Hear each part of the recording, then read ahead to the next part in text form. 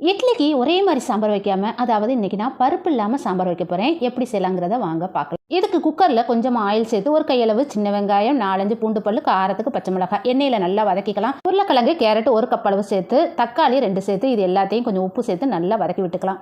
நல்லா வதங்கினதுக்கப்புறம் இதில் 1/4 டீஸ்பூன் மஞ்சள் தூள், சாம்பார் பொடி, அதாவது 1.5 ஸ்பூன் சாம்பார் பொடி சேர்த்து இது எல்லாத்தையும் நல்லா மிக்ஸ் பண்ணிவிட்டு வேகிற அளவுக்கு தண்ணி சேர்த்து ஒரு 4-5 விசில் போடுங்க. என்ன தான் குக்கரில் விசில் வந்தாலும் கரையாது. அதாவது இதை மத்து வச்சோ இல்லை கரண்டி வச்சு நல்லா மசிச்சு விட்டுக்கோங்க.